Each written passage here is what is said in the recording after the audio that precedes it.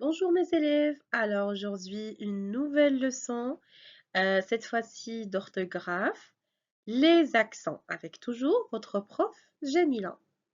Alors restez avec moi. Alors on distingue plusieurs sortes d'accents.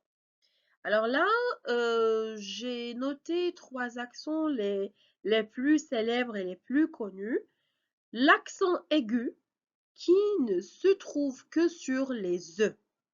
Jamais on trouve l'accent aigu sur A ou bien O ou bien U, donc toujours sur les E, ça veut dire que les E. Comme l'été, été, donc toujours avec la bouche fermée, un éléphant, un éléphant. L'accent grave qui peut se trouver sur le E, le A ou le U, comme le frère, la ou. Alors, quand vous voyez frère, quand je mets l'accent grave sur le E, j'ouvre ma bouche. C'est tout à fait le contraire avec l'accent aigu. Je ferme ma bouche, donc et t. Par contre, là, on a frère avec la bouche ouverte. L'autre accent, c'est l'accent circonflexe. Alors, pour l'accent circonflexe, il y a une historique. On va voir tout de suite son historique.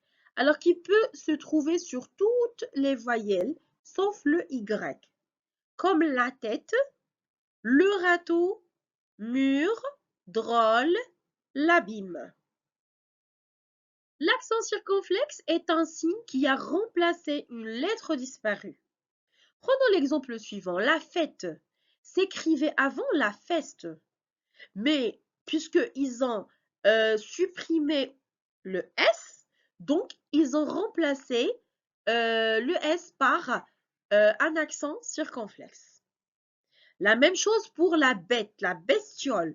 Alors, comme vous voyez ici, on a une lettre qui est disparue. Alors, est remplacée par un accent circonflexe. Donc, à chaque fois que tu vois un accent circonflexe sur un E, tu comprends que automatiquement il y a une lettre disparue. Les accents graves et les accents circonflexes peuvent aussi être utilisés pour différencier les mots homonymes. Alors pour les homonymes, ça veut dire les mots qui ça se prononce de la même façon, mais ça s'écrit différemment. Alors ici, comme A et A, ça se lit de la même façon.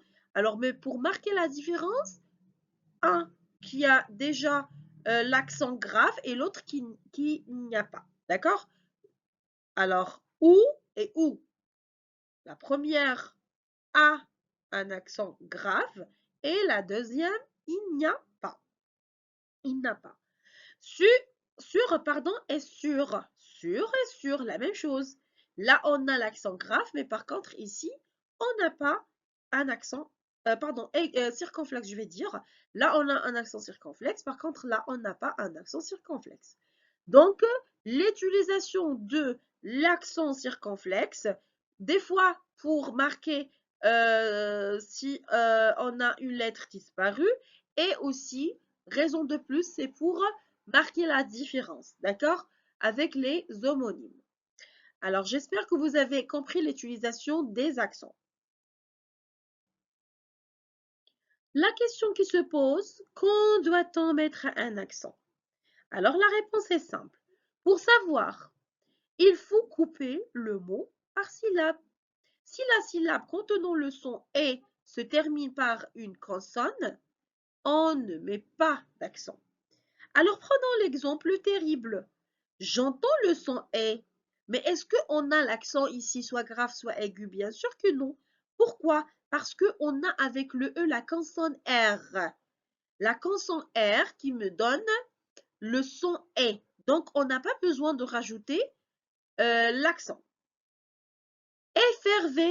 Effervescent. Effervescent, la même chose. Ici, on a deux fois, d'accord? Le son est. En fait, trois fois, je m'excuse. Trois fois. Alors, on a F. Alors là, on a une consonne après le E, donc on n'a pas besoin de mettre l'accent. Faire, la même chose. Il y a R après le E, donc on n'a pas besoin de mettre l'accent. Donc, automatiquement, on a le S. Pas besoin. Alors, paternel. Paternel. Ici, on a le son E et là, on a le son E. Par contre, on n'a pas rajouté un accent parce que ici, on a la consonne R et là, on a la consonne L. Alors, à chaque fois, tu trouves l'accent, en fait, la consonne après le E, on n'a pas besoin d'un accent. D'accord? Complète la même chose. L'autre exemple, maintenant, quand est-ce qu'on a besoin de rajouter l'accent? Prenons l'exemple suivant, intéressant. Alors, un T. Ici, T, on a besoin de rajouter l'accent parce qu'il n'y a pas la consonne après E.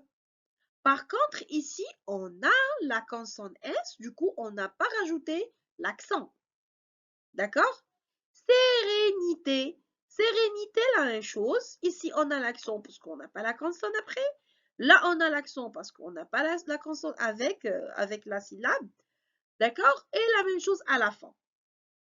Alors, fermeté.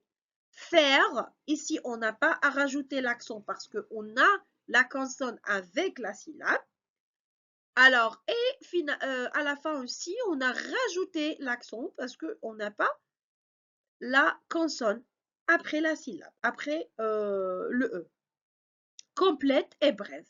Alors, j'espère que vous avez bien compris l'utilisation de l'accent circonflexe et aussi quand doit-on mettre un accent. J'espère que tout est clair. Alors, voici un exercice proposé. Vous avez ici des mots qui sont bien marqués. Alors, vous devez lire les phrases attentivement. Si vous trouvez qu'un mot a besoin d'un accent, vous rajoutez l'accent, soit aigu, soit circonflexe, soit grave. D'accord? Alors, mettez la vidéo en pause. Essayez de faire l'exercice tranquillement. Ensuite, cherchez la correction avec moi. Et voici la correction. Mon père est parti en voyage. Alors, le mon père a besoin d'un accent grave. L'éléphant d'Afrique doit être protégé. Alors, l'éléphant a besoin de deux accents aigus. D'Afrique doit être accent circonflexe et protégé deux accents aigus. Je suis entièrement d'accord avec vous. L'accent est grave. Elle a fait un orage terrible. Ici, on n'a pas besoin d'accent parce qu'on a les deux consonnes. Donc, automatiquement, le E, ça se lit et.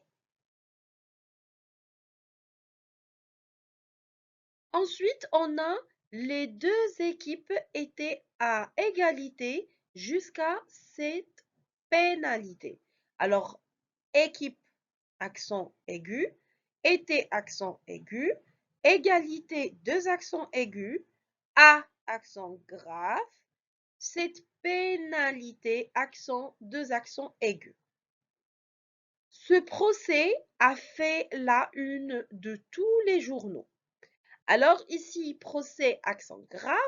A n'a pas besoin d'accent parce qu'il s'agit d'un verbe ici, le verbe avoir.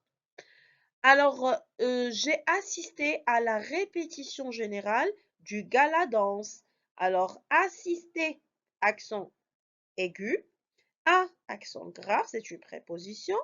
Répéter, deux accents aigus. Général, deux accents aigus. Le mystère reste entier. Le mystère, accent et accent grave, pardon. Rester, là, on n'a pas besoin d'accent parce que après le E, on a deux consonnes. Et voilà, on se verra à la prochaine vidéo. Merci beaucoup.